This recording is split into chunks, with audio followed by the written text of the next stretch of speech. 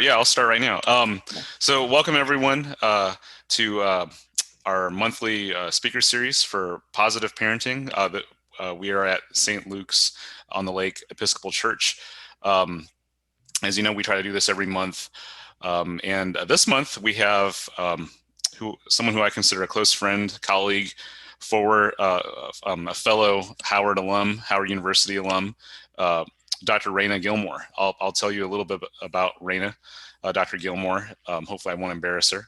Um, she's a psychiatrist that specializes in child and adolescent psychiatry. She received her Bachelor of Science in Biology from Xavier University in Louisiana, and then her medical degree from Howard University, where she and I met at the College of Medicine. She completed her general residency at Morehouse School of Medicine and her child and adolescent fellowship at Cincinnati Children's Hospital Medical Center. Currently practicing as an independent contractor in psychiatry in Cincinnati, Ohio, serving children and adolescents and their families. And Yeah, without further ado, and our topic this month is quote unquote, please be still. I know we've said that to a lot of our kids, but especially kids with ADHD. But our topic of the day is ADHD and children. And our format is, we're going to mix it up a little bit today. It's primarily going to be a question-based format. I've received several questions during the week for this talk, if you have questions, you can either chime in or you can also send it through the chat. So anyway, let's get started. Welcome, and we're so thankful for having you here, Dr. Gilmore. How are you today? I'm doing wonderful. Thank you. Thank you. Trying to Great. stay warm. I'm in Cincinnati and All right, yeah. the weather has ADHD. It's different. Yeah. So, but trying to stay warm. But I'm blessed, very blessed to be here. I love Ron. We go way back. He's it's interesting that we ended up going into the same thing. We would have probably never thought that when we were in med school. Right, But yeah. but yeah, he I love his spirit. He's just a great individual. Hopefully, we can collaborate and do some music together at some point. Let's do music too, um, but yeah. So thanks for having me. Sure. And so I'm pretty laid back. Okay, I like to. So I'm a psychiatrist. I prescribe medications, yes, but I also my passion, so to speak, is to provide psychoeducation. That's where I get uh, all warm and fuzzy inside. It doesn't take much to write a prescription, but it takes a lot to really educate people about mental illness because there's a lot of stigma and a lot of misinformation, a lot of fear, and so I'm definitely I'd love to come back at any time to talk about anything else when it comes to mental health as well. But I'm pretty laid back. And I like to spread psychoeducation through both conventional and unconventional means, so I can reach people on a more global scale. Um, so I a little bit about myself. He talked about me, but I'm from Florida. Um, I am a lover of any Florida sports. Go Tampa Bay Bucks! They're Super Bowl champs. Thank you. I love sports. Go Tampa Bay Lightning! Yes, even hockey. And I love the arts, whether it's fine or classical arts. I try to dabble a little bit in some singing, rap, and dancing, and I like to spread psychoeducation through that way as well. You can check out my YouTube channel. It's just my name, Reyna Gilmore. Interesting stuff. I'm just saying. Um, and I'm also a lover of peace, serenity, family, and fellowship. Um, there's so much going on in this world, so much turmoil, so much division. I really like to focus on how we are alike than we are different, and the differences, excuse me, that we have. We should learn to appreciate them, as opposed to saying that makes us one person better than the other. So I like to try to instill that in the children and families that I work with as well. Because I like to work with people from, different diverse cultures. And, you know, I think it's important as a parent or as an adult figure or a caregiver in any setting to realize that culture is something that is not static, it's dynamic, it's constantly evolving. The nation and the society is constantly evolving. So the issues that these children go through at this point are different than the issues that we did. And we as parents, maybe like, or parents or caregivers or another generation, I should say, might be like, I don't understand what, and try to shoot things down instead of really listening to these kids and understanding, well, why is it that you like this? Because it's a different world and they have different things that they're up against than we did. And then when we were growing up, our parents probably didn't understand half of what we did either. So we have to realize we were kids once, um, and also realize that kids are not many adults. We got to give them more grace. We got to give them more credit. They know more than we think that we do. We think that they do. And also just learn to listen. I think that's a lot. Um, a lot of kids I hear feel like nobody really listens to them. It's stay in a child's place. I'm the parent. I'm the adult. You're the child. Be quiet. And I'm like, well, what is a child's place? It's so. Just a little PSA, or that was longer than a PSA, but whatever, to throw out there. Dr. Gilmore, you mentioned that culture isn't static, and you're exactly right. I mean, Yeah, ADHD as a diagnosis didn't even come up until like the 60s. right, So, right, um, in fact, there are even other countries that may not even necessarily believe in right. ADHD. So, Exactly, like exactly. France, I think, or Europe, Yeah, other. yeah, yeah. So, in your experience, I think we all kind of know what ADHD looks like, or we have this idea of what it looks like. But could you describe to our listening audience and for people that are that will be catching this on YouTube, on our YouTube channel, what ADHD what it looks like? Sure, sure. So ADHD, or it's stands for Attention Deficit Hyperactivity Disorder. And so it's basically in the name, right? Excuse me, it's a commonly diagnosed, I'll say commonly diagnosed, sometimes I think it's overdiagnosed, but we'll talk about that in a minute. Commonly diagnosed childhood mental health disorder, and it can continue into adulthood. It doesn't just stop as a child, and many times people are not diagnosed until they're adults. I think we were talking about that earlier. I know myself, I was started getting treated for ADHD like in my 30s, so um, it really opened my eyes to a lot of issues that I had, even though I excelled and, did good in school and academically. I struggled, and now it kind of makes sense. Um, so if you look at the name, attention deficit hyperactivity disorder, there's actually three different types. There's and there's three things that we're looking at: inattention, hyperactivity, and poor impulse control.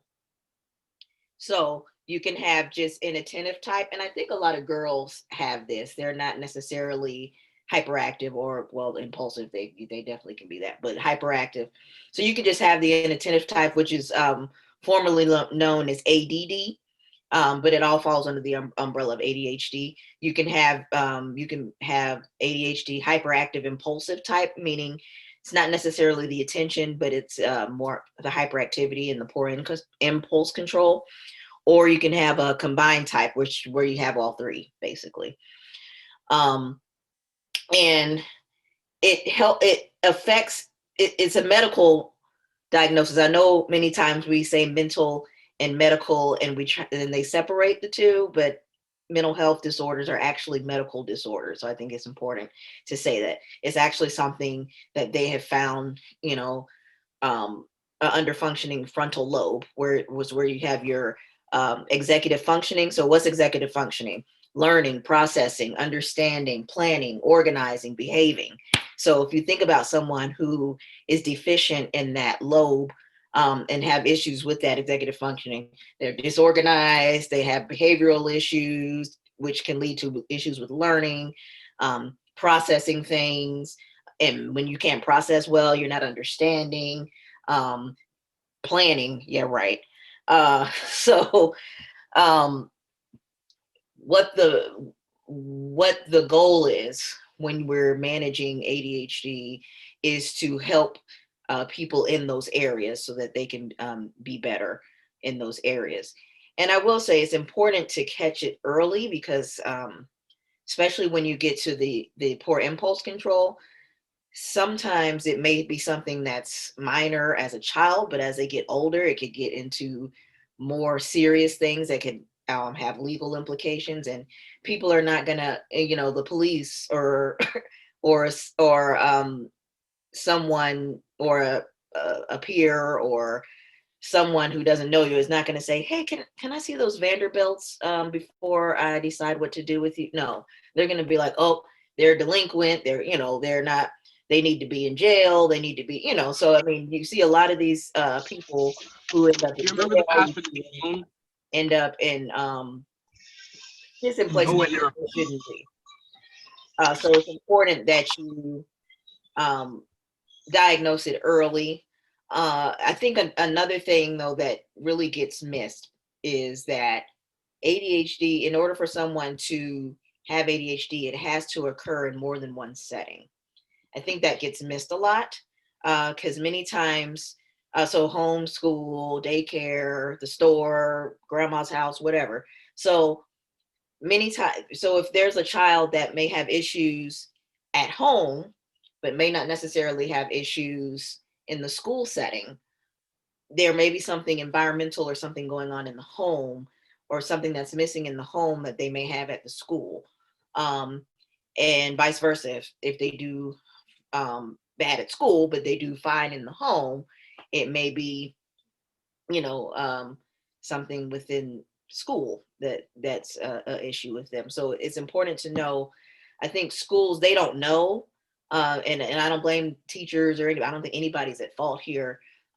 So they may encourage you if the child is having certain issues in class, they may encourage you to get the child on medicine or evaluated. Um, but when I'm doing an evaluation, I think it's very important to see whether it's occurring in more than one setting. Now at school, it's easier to figure out. Um, it's easier to see at school. You can see those symptoms, not fidgety, not being able to pay attention, maybe walking out of the class, crawling on the floor, going under the table, talking, blurting things out. At home, I think a way to identify it could be if you give them a multi-step command and it seems like they get lost when you tell them, like if you say, "Oh, can you go downstairs, take out the trash, and when you come back up, can you bring me a bottle of water?" They'll get downstairs and they'll say, "Need to put the water in the trash and then go back." I don't, what did you say? So you have to tell them like step by step by step to do. Okay, first, can you go downstairs? Okay, now can you take that trash out? Great. Now can you bring me a bottle of water? Great. Can you? So another thing you may see is someone may have a very messy room. Uh, Lots of kids with ADHD have messy rooms, and adults. And I think that when you tell them, this is just a pearl that I found. When you say, "Go clean your room," mm-mm. They're gonna go up there. They're gonna get distracted, and they're gonna be playing with something, or it looks worse than what it did when you first asked them, "What are you doing up here?" You have to just step by step say, "Okay, make up your bed. Okay, put your clothes in the drawer. Okay, now can you pick up this section? Okay, can you put these in their container?" I think that does, or visual schedules or things like that, as opposed to just saying, "Go clean your room," because you'll just be frustrated, and we don't want that. And Um, Dr. Gilmore, and actually, what Dr. Gilmore is talking about is something called behavioral modification therapy, yeah, and that's actually basically breaking down these more complex tasks. That's actually a part of ADHD therapy, yeah, separate from the medication. So thank you for doing absolutely, that. yeah, yeah, and I'll talk about management as well. But I think it's really important that we understand that it has to occur in more than one setting. Um, uh, okay, I'm looking at the chat. Okay, and I think I, How, let's see, we have a question here. Can we talk about the difference between ADHD and ADD? And then you've also talked about inattentive type a little bit, but right. that's one of our first So, questions. so yeah, 88. So there used to be ADHD and ADD. ADD would just be like the predominantly inattentive type of ADHD, but now they all fall under the umbrella of ADHD. So there's really not a difference. There's really not a distinction. The distinction is the types of ADHD, and I'll reiterate: there's three different types. There's ADHD hyperactive impulsive type, meaning you have mostly issues with hyperactivity and poor impulse control. There's ADHD predominantly inattentive type, meaning you don't necessarily have the issues with poor impulse control and hyperactivity, but you have a problem with focus. And there's ADHD combined, meaning you have all three of those things. Um, and Very interested in hearing more about the inattentive type of ADHD. So the inattentive type of ADHD is, like I said, it's not, these people a lot of times get missed, okay, because they're not behavior problems necessarily in the classroom. Like they can sit still, they're not blurting things out, they're not, causing a disruption in the class, but they are having issues with being able to not be as distracted and focused on what's going on in the classroom. So, and it's like, how they say squirrel, you just, you, so, um, so they will struggle academically. And many times people might think that they have a learning disability or something, and it might just be the fact that they're having trouble processing and trouble paying attention. On the other hand, if someone does have a learning disability, that's different than ADHD. I think people who have ADHD may sometimes be seen as, being limited cognitively, but they could be very well developed cognitively. It's just a matter of them having issues with being able to focus, or they could be hyperactive, so hyperactive and impulsive that affects their ability to focus because they're so all over the place. But it's important to, if you feel like there is an actual learning disability, to get that evaluated, because if you treat for ADHD for someone with an actual learning disability, it's not going to really help because there's a deficiency in how they learn. So you need to make the accommodations or adjustments in that particular area for them to be able to learn better. Like dyslexia Like dyslexia or yeah, math disability, sure. or so it's very important for you to get that distinguished, because treating for ADHD is not going to help with a learning disability.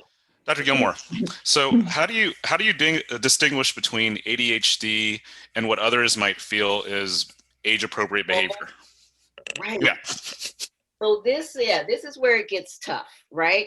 Um, all kids are gonna, be impulsive. They're gonna be, a little bit hyper, or, have more energy than us, and we wish that we could have half of that energy.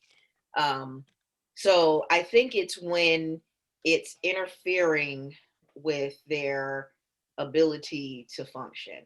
If they're not able to be redirected, like usually if someone is hyper or doing, just blurting things out or doing things without thinking, um, and you can redirect them. You can say, "Okay, Johnny, now wait, come back, come over here," But it's like regardless. And if you notice that even in settings, like I said, in more than one setting, so right, even in settings where it's something that they enjoy, they still have trouble focusing, or being, staying on one task. It could be a video game or something, something that they actually enjoy, instead of, like, you might be like, oh well, they're just bored. Well, it could be something that they enjoy, but they still are like, oh, but I want to do, and then I want to do this, and then um they also could have some socialization issues because they don't really think before they speak. So they could be seen as, like, oh, that she's so weird, the things that she says, because they don't, or things that he says, because they don't really think before they speak. They just say whatever. So they could have some socialization issues. And they could also have some anxiety and depression associated with ADHD as well. Those occur actually quite frequently together, because it could be I can't get a handle on this, and so it makes me nervous that I'm gonna, struggle. Or I can't get a handle on this and I'm getting bullied, or people are constantly saying I'm not doing right. So that makes me sad, and makes me just not feel a little hopeless. So, so what you're saying is that ADHD untreated can feed into other issues such as depression and anxiety. Sure, Yeah. sure, sure. Um, have you? And I'm looking at the questions over here. Have you seen? And if I didn't answer something, just let me know, because sometimes I ramble. Um, have you seen more issues with a lot of people having kids at home for school? Great question. There's a lot of kids at home with this pandemic, right? And I definitely have seen a lot of issues. For one, excuse me, many times a parent may not see the behaviors, the school does, and so they don't really get a chance to see, because by the time they get home, they're able to kind of relax and do what they want, and that's when they're doing the normal, kid behavior stuff.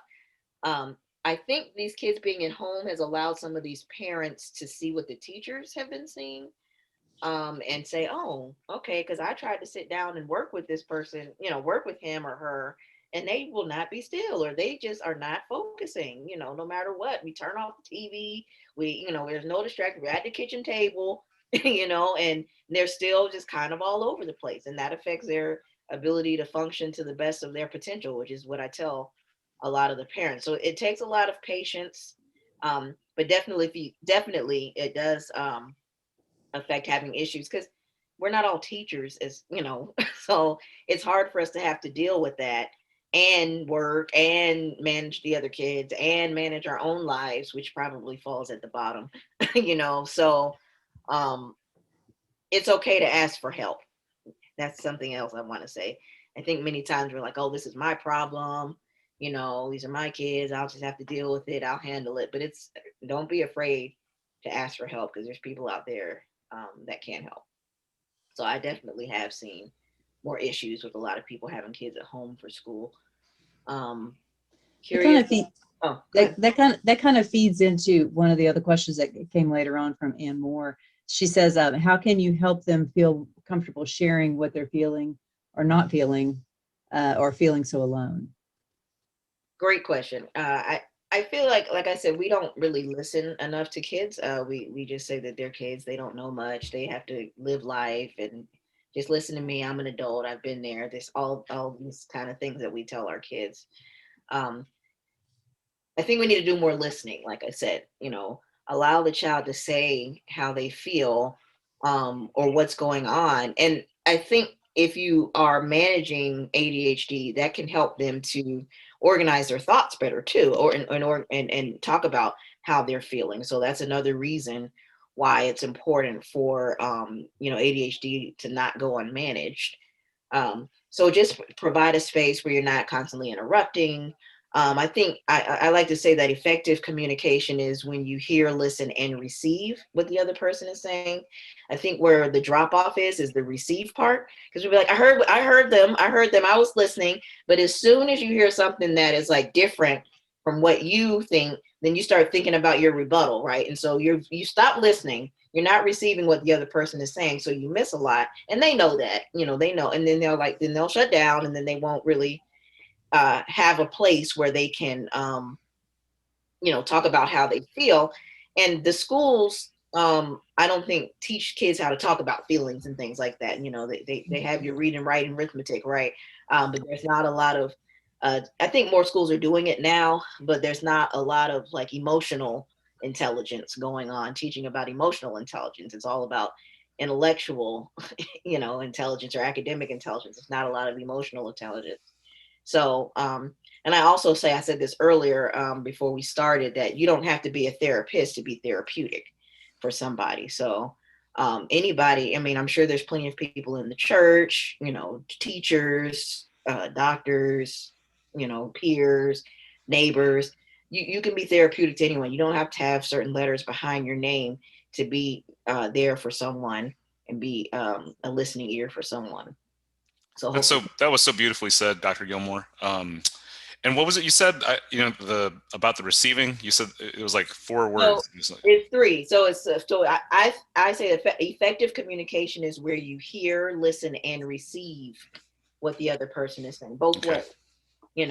And I think the fall off is the receive part, because like I said, as soon as you hear something that's like, that I don't, then you start thinking about, okay, how am I going to tell? Because that's not right way. And you're not even finished hearing what, you're not receiving what the other person is saying.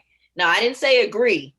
Okay. That doesn't mean agree. You don't have to agree, but at least receive what the other person is saying. So you're not talking at each other. You're talking to each other and with each other. Right. Amen. Yeah. And then to go along with one of your more recent points, you talked about how you can be, you don't have to be a therapist to be therapeutic. We have a question here from Kelsey Cooper, who's our youth minister for grades 6 through 12. And she asked, excuse me, I've had too much coffee today. What can an adult who does not have any power over medications or medical care do to support someone who has ADHD or who is exhibiting symptoms of ADHD? Basically, whether they're diagnosed or not diagnosed. And her context, as I mentioned, is that she's our youth minister who deals with kids from 6 to 12. So like, what do we do? Like, it can be an uncomfortable conversation to have with parents to suggest that, hey, your child might need a little bit of help.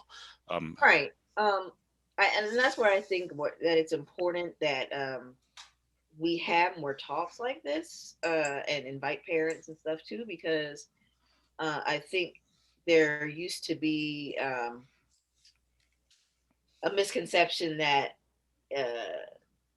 mental health treatment in the church were at odds, right? You couldn't, because they would say that, oh, you just don't have a strong enough faith. There's no such thing as mental illness. You just need to pray harder. You need to, it's your faith that's the problem. And there would be a lot of churches who would be hesitant to have someone come and talk about mental health, right?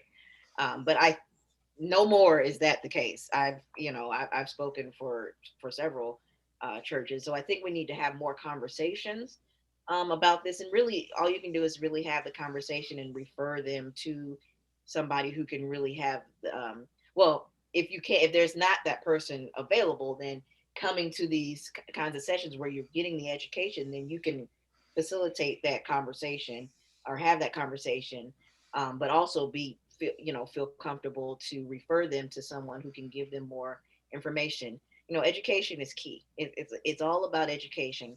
It's not, you're not telling them, and I think it's how you present it as well, because like I said, I think sometimes teachers may be like, they need to be on meds, or or they need to see somebody, like they need, and the parent is hesitant. They're like, oh, you don't, they get upset because they get on the defense. But if you say, I've been noticing this and that, you may want to just see if there's something going on that can help her be able to be a better functioning person in society or something. You know what I'm saying? Like, that's what I say when I talk to parents, because when it comes to treating this, it can be a tough conversation to have.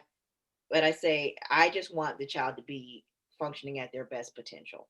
That is my goal here. And if there's certain things that's preventing them from doing so, then they're not going to be able to function at their best potential. And then and like I said, people are not going to try to get to the root of what's wrong with them. They'll judge them, and they'll treat them accordingly based off of how they behave and what they say, instead of you really taking the time to get to know these people. Excellent. Dr. Gilmore, what would you suggest about in the moment, like if you're in a group setting, like if you're like a volunteer at church, or you've got like a group of kids or something? Like what? Give me an example. Oh, I just mean like if you're like the adult in the room, like trying to do like a group activity or something like that, and someone's just being distracting, like a kid is being distracting, like are you just supposed to ignore that kid, or are you supposed to redirect? Well, sometimes, I think it's important for kids in general, but definitely someone with who may have ADHD, is whenever you're having like a discussion or something like that, have like breaks where you get up and you stretch, or you get up and you run around, or exercise, or jumping jacks or something, because really just having them just sit there for however long and think that they're going to sit and pay attention that whole time is probably not realistic. So I would, if you see that there's a lot of distraction going on, just say, maybe we need to take a break, and let's take a break and just kind of wiggle or whatever, and then we can. And I don't know if you have help in your room, but maybe you could have like an aide or somebody come in to be able to manage those who are being disrupted, to take them, because sometimes people need more individual attention, and they do better when they have more kind of one-on-one and individualized attention. Yeah, that's why even in our Sunday school classrooms, we always have at least 2 adults, because for safeguarding purposes. But we also, when we in the past, I've had an individual who, starting at a very young age, was pretty disruptive, and we knew, we would just gently pull him out and just say, is something going on? What's going on? You want to come over here and do this instead?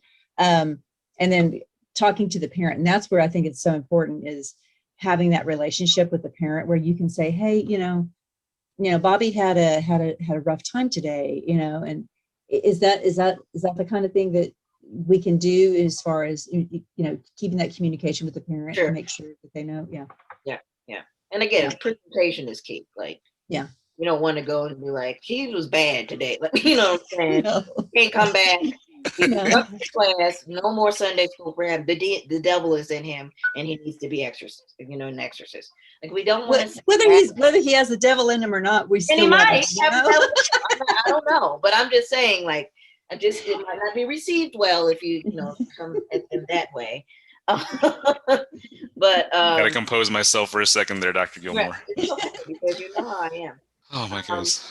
There's another question. Curious of your opinion with anxiety and ADHD, as those two can overshadow each other. If you treat one with medication, it can exemplify the other. Okay, and I think this is a good time. But before I do that, there's another question that can you talk a little bit about the differences between ADHD and sensory processing issues? Can they sometimes look alike? Definitely. Sensory processing issues are these kids who may be sensitive to certain textures of things, whether it be food, clothing. They may be sensitive to certain sounds, noises. They may be sensitive to light. They may be so they may act out because they have that sensitivity. And the thing about kids is they don't necessarily know about feelings and emotions because we don't teach them, right?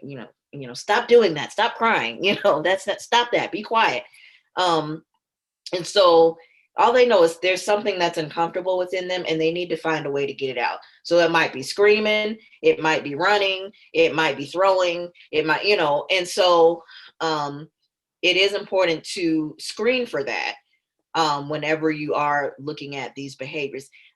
So behaviors are usually the result of something. Okay, those are usually the externalizing result of something that's going on internally. So when I'm treating someone, instead of just treating the behaviors, I like to see if I can get to the root of what's going on. A lot of times anxiety can be the root, and they can have a lot of behavioral issues because, again, they have all this anxiety inside them. They don't know that it's anxiety. They just know that it's uncomfortable and they want it out. So if screaming makes it better, or if running makes it better, or if punching somebody in the face makes it better, they may do that, so if you can, sometimes someone may come in with, and they're like, I think they've been diagnosed with ADHD, and I'll be like, it sounds like they're really anxious though. And I treat the anxiety, and the behaviors get better just with treating the anxiety, and that's necessarily treating the behaviors. Sometimes you need to treat both. I mean, it just depends. But again, you're just trying to make sure that they're functioning, to the best of their abilities, and they're at their best potential. So that's usually my goal. Hopefully that makes sense. So I wanted to kind of move on into like management, diagnosis and management when it comes to ADHD. So how do you diagnose someone with ADHD? So there's people that like to use scales, Vanderbilt's and Connor scales and this and that. I don't really use that unless they're like a poor historian, like it's like unclear about what the teacher's saying and what the parent is saying.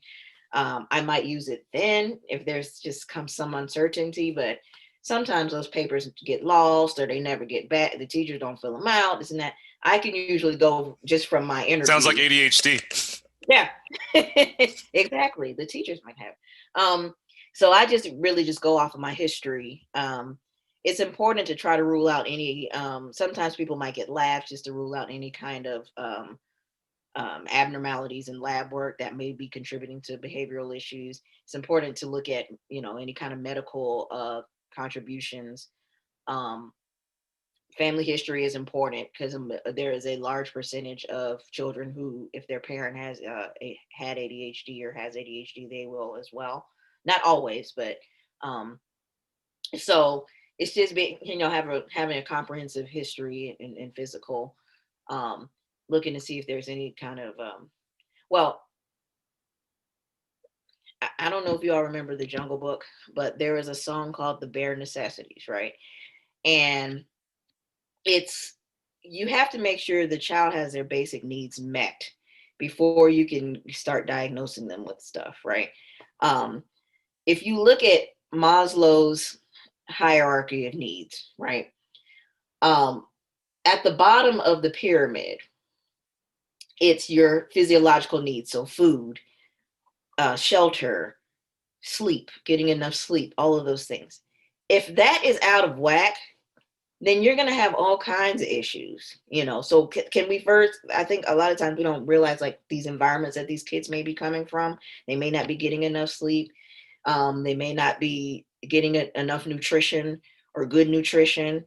They may not be in a safe place, shelter wise. Safety is the next thing up from physiological needs, is safety. So if they don't feel safe where they are, then yes, you may have some behavioral issues. You may have, because they don't feel safe, and that's kind of where that anxiety comes in. And then next up is love and belonging. If they don't feel like they belong, or if they're not feeling loved, then do you think they're going to really sit there and listen to what you have to say? They may not trust you. Then above that is esteem.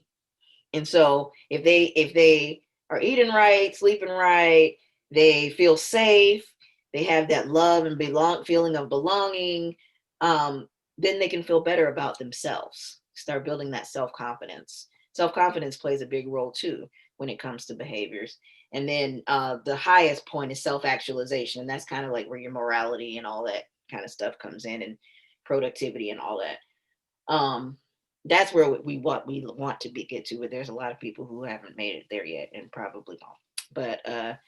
But so I think it's very important to look at those basic needs, see if those basic needs are being met before we say, oh, they have ADHD or they have this or they have that. And so Ron was kind of talking about the behavioral modification. So there's non-medication techniques that you can use, because though I'm a psychiatrist, I am aware that the decision to put your child, whether to put your child on medication or not, is a very tough decision, because medications are toxins, they're foreign to your body. So they're going to have potential side effects.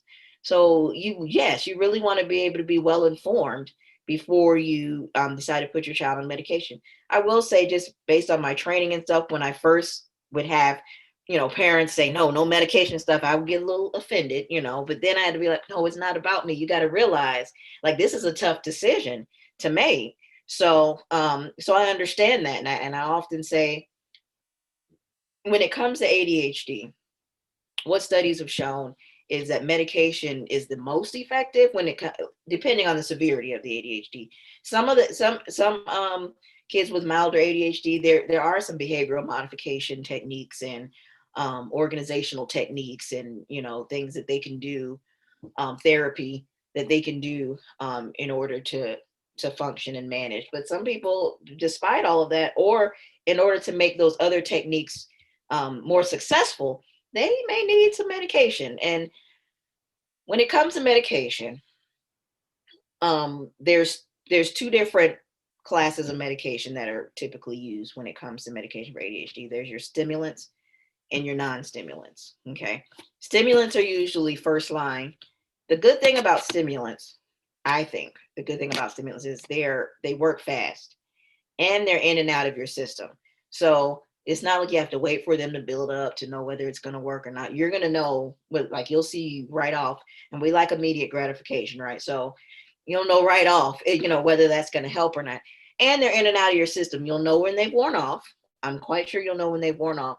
And if you notice that they're having side effects, but the medicine is effective, then they don't have to take it over the weekend, or if you're able to manage them, if they don't have to take it over the weekend or for holidays or break, summer break or anything like that.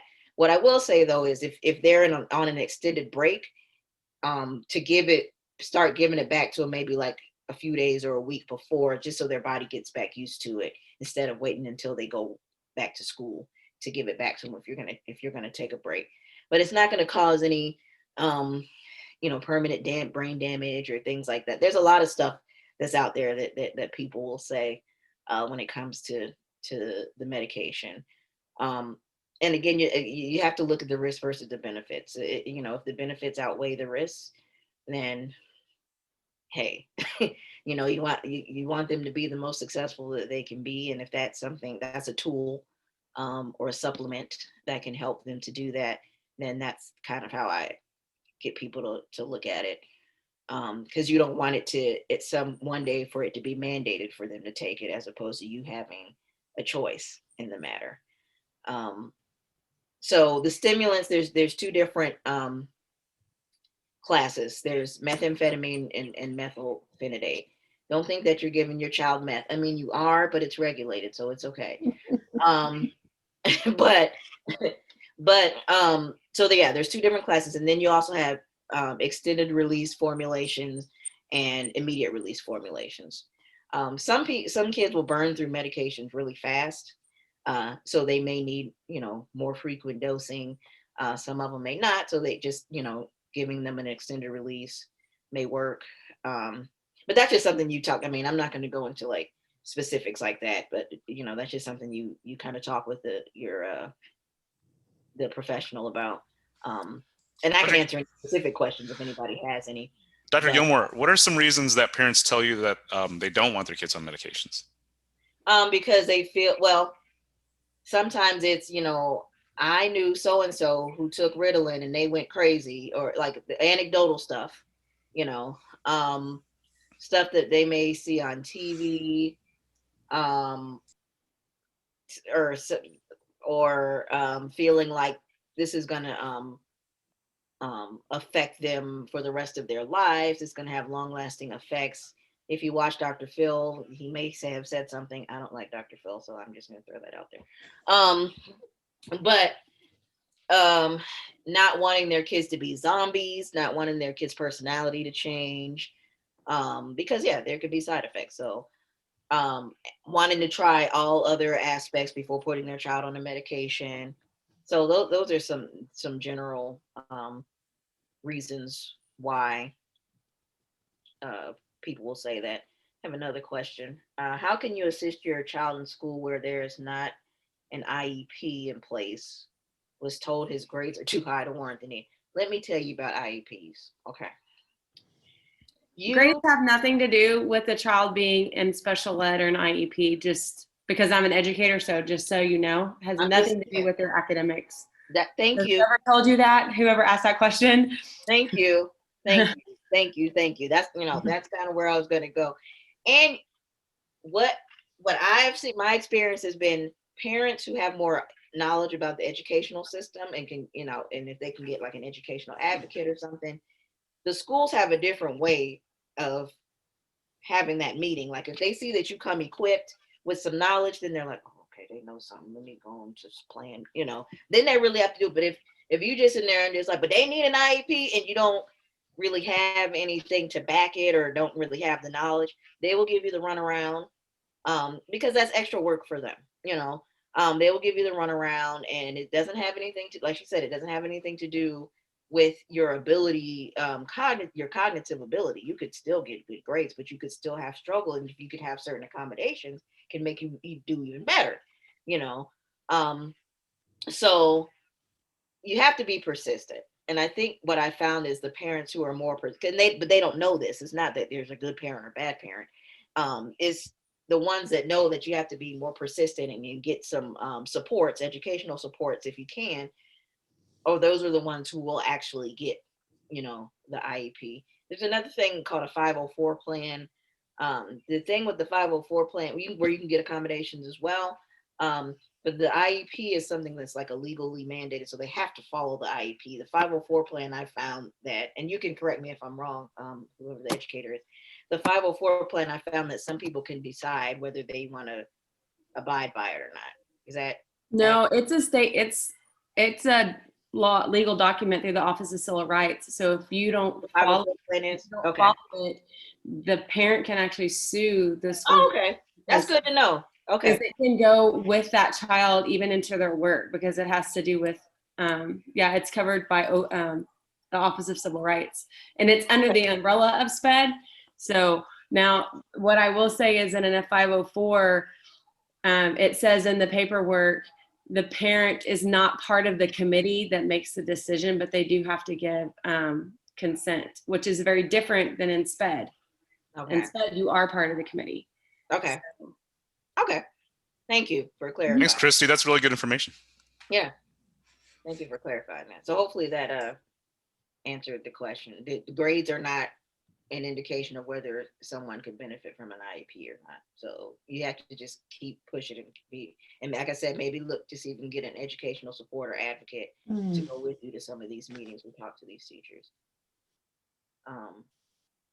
Private schools is a different story too, because they don't have to follow IEP or 504 plan. But sometimes they'll have their own system where they can provide accommodation. So yeah, I'm not sure how to handle that. Chrissy, do you know as far as private schools? And well, having my son went to a private school, kinder and first, to get those accommodations, you had to pay for them. Okay. And I would argue with the teacher administrator, I'm like, these are best practices that you should be giving to all kids, not just a child with ADD. Or so we moved back to the public school. So I was fortunate that Jackson had a 504 through Leander ISD, and then we were able to work with the teacher to provide accommodations. A quiet place to work, kind of a cool off player, like he had a couple, because I started, you had mentioned parents like not wanting to put their kids on medicine, and we went through the whole route. We went through OT, we went to a therapist, we went through before we finally came. I'm like, okay, we need to try something different because the behavior was causing gaps in his learning. Mm-hmm. And so by the time he got into 5th grade and when we moved on, even his English teacher, and I feel like we've been really fortunate with really good teachers, was like, there's something's not right here. Like, he's super smart. He's in the GT program as well. So he's really smart, but yet there was these gaps, like it didn't make sense. And so we wind up testing for dyslexia, but he's not dyslexic. He just had a ton of gaps because early on he was getting pulled for maybe social skills, or he was getting in trouble. So then he was missing instruction. And so, yeah, I mean, there's so many factors. And a lot of times people think their kids are dyslexic, but they're not. It's just, they, like with Jackson, they just have gaps in learning. So it's really hard if the parent doesn't know a lot about the education system and they're not kind of in tune with what's going on. There's a lot of stuff. A lot of kids fall through the cracks that way. It's unfortunate. Right. And thank you for putting that comment there, because I know that if you put in writing request, this is for the public school system. Yeah. Request in writing that you want your child to be evaluated for an IEP, then they have to at least do the evaluation. Doesn't mean they'll give you the IEP, but they at least have to do the evaluation or respond, like she said, respond to your request. And sometimes the evaluation can be telling to show that they may have the deficits that teachers may not, notice because they get good grades, So. Christy, thank you for sharing your experience with Jackson. We have a few minutes. Christine and I have another meeting to go to in a few minutes, and some of us need to have breakfast too. But this has been a wonderful talk, Dr. Gilmore. Are there any other questions that people might have out there? Or Dr. Gilmore, are there any other points that you think are important or vital for parents that might have to deal with a kid with ADHD, or maybe wondering about their child? Just as important to ask questions, and it's important to get help, you know. And medication is not always something that you have to go to, but don't be afraid of medication. Just make sure that you're well informed about, you know, the medications. And yeah, you know, just love on these kids, because they've got a lot of negative forces coming at them. So, Dr. Gilmore, I actually have a question for you. So, in some of my experiences over the years, sometimes I have, you know, I've talked to families who are very faith-based, and so that will be one of the reasons why they might be resistant to medical treatment. So what I'm curious to see what your response would be to someone who feels like maybe they just need to pray this away, or like, you know, something along those lines, like, you know, resistant to having their child on medications. I'm just wondering how you would phrase your response to someone who might have those feelings. I can say that faith should be an enhancement. I don't think that faith in treatment for a mental health issue, whether it be ADHD or otherwise, they're not mutually exclusive. So I think, like I said, having more people within the faith-based community be encouraging, not necessarily for children to be on medicine, but be encouraging to at least get an evaluation, or to at least get the education that they need. You know, it's just like vaccines and you know, science versus, you know, faith. You know, it doesn't have to be science versus faith. We can work the things can work together. So that's generally the conversation that I have. It's just another piece of the pie as a supplement to all of these other interventions that we're doing.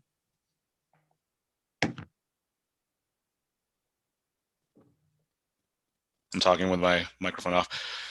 This has been wonderful. This has been an exhilarating talk, as evidenced by the numerous questions that we've gotten, and I'm very excited for people that are going to be able to watch this online on YouTube as well. Dr. Gilmore, it's been a pleasure having you speak for our positive parenting group, and we definitely hope to have you again. Absolutely. Yeah, and I'll talk to you offline, maybe later today or later this week. We appreciate it. All right. Thank you. Take care. Be blessed. Thank you so much. Take care.